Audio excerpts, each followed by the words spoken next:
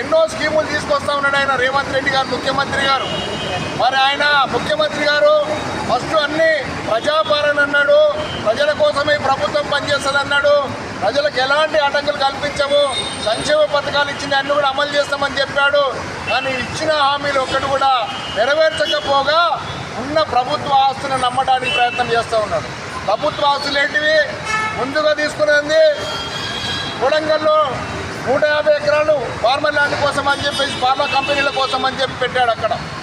దాన్ని ప్రజలంతా వ్యతిరేకించారు, వెనక్కి తీసుకున్నాడు. దాని తర్వాత మూసి బఫర్ జోన్ అన్నాడు, ఇక్కడ 150 ఎకరాలు సేకరించి ప్రైవేట్ వ్యక్తులకు అమ్మాలని చెప్పేసి ఆ ప్రయత్నం చేసి బిజినెస్ చేయాలని చెప్పేసి అక్కడ ప్రజలు వ్యతిరేకించారు. అది వెనక్కి పోయింది. ఎక్కడ ఏ కార్యక్రమం తీసుకున్నా మేము వెనక్కి పోతున్నాం తప్ప ఇంకోటి కాదు. అదే సందర్భంలో ఈ ప్రభుత్వం దగ్గర నిజంగానే బడ్జెట్ లేదు, ప్రజలు కూడా తెలుసు.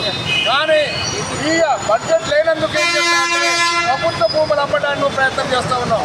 అయ్యా రేవంత్ రెడ్డి గారు, మేము నిజంగా ప్రభుత్వ భూములు అమ్మాలనుకుంటే అఖిల పక్షాన్ని పిలువు, అన్ని పార్టీలతో కూర్చో, ప్రజా సంఘాలతో కూర్చో, మాట్లాడు.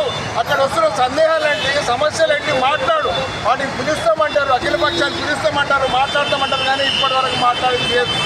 ఏ విషయం తీసుకున్నా కూడా మేము బ్రహ్మాండంగా అమలు చేసుకుంటూ పోతామని చెప్తా ఉన్నారు.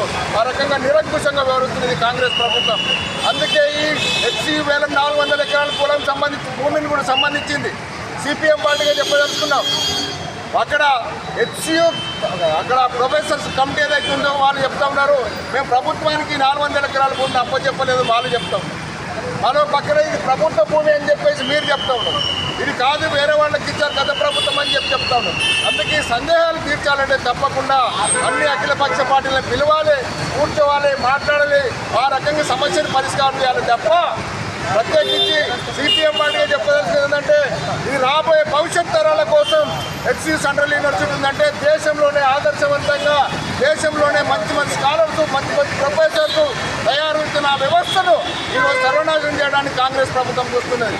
ఎప్పటిదారు కాంగ్రెస్ ప్రభుత్వం రేవంత్ రెడ్డి గారు మీకు చెప్పదలుచుకున్న CPM పార్టీగా ఖచ్చితంగా ఈ వేలాన్ని ఆపాలి, దాని ప్రైవేటీకరణ ఇవ్వద్దు, ఎట్టి పరిస్థితుల్లో దాన్ని అడ్డుకుంటామని చెప్పేసి CPM పార్టీగా డిమాండ్ చేస్తూ ఉన్నాం.